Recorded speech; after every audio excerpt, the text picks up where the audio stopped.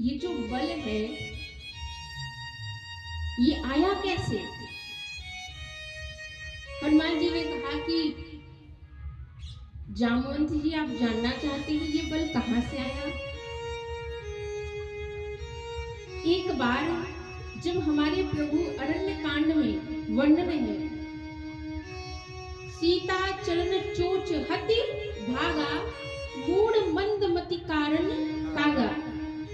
और जब जयंत कौवे का रूप बना करके आया, मां जानकी के चरणों में प्रहार किया और जब उड़ गया तो राघव जी ने जयंत के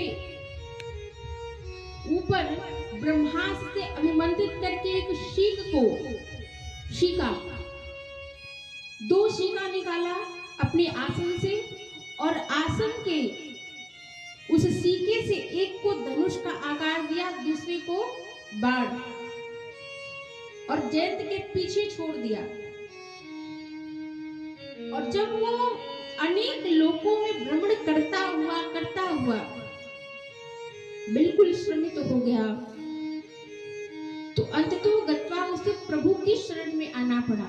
और जैसे ही प्रभु की शरण में जब आया तो भगवान श्री राम के प्रभाव को अब जान गया था, और प्रभाव को जान करके कहने लगा जयंत कि हे भगवान, मैंने बहुत बड़ी दुष्टता की, बहुत बड़ा अपराध किया कि मैंने मां के चरणों में प्रहार किया चोट से। ये प्रभु कोई क्षमा करने के लायक कार्य तो मैंने नहीं किया, पर करुणा निधान में जानता हूं कि आप कृपा करेंगे। राम जी ने कहा कि जयंत ये बताओ कि अब यहाँ पर क्यों आए हो? तो जयंत ने कहा कि प्रभु, मैं आपके प्रभाव को जान गया, अब आपके स्वभाव को जानने के लिए आया, क्षमा करिए। तो हाथ जोड़ करके राम जी से कहने लगा, जयंत क्या कहता है?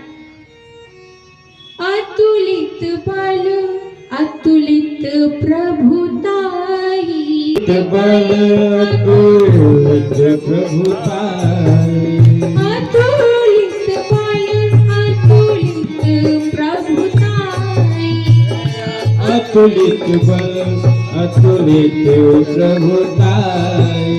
मैं मतिमंद जान नहीं पाई, मैं मतिमंद जान नहीं पाई। अतुलित बल अतुलित प्रभुताई, अतुलित बल अतुलित प्रभुताई।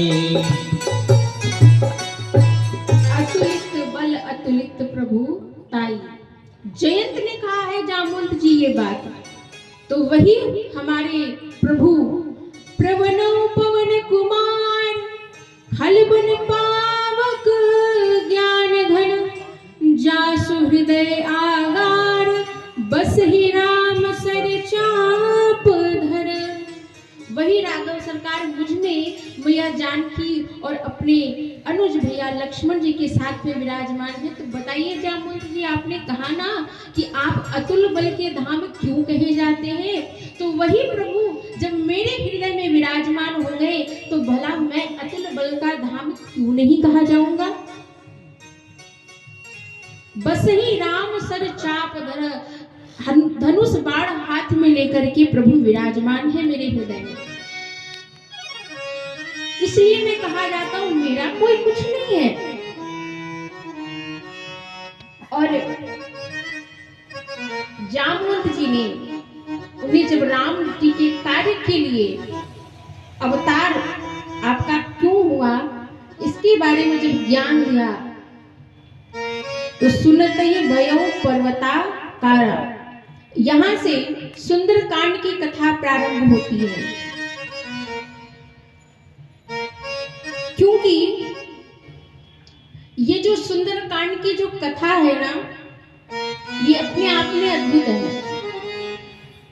अब ये जितने भी कांड है मानस जी में, या तो अवस्था प्रधान है या तो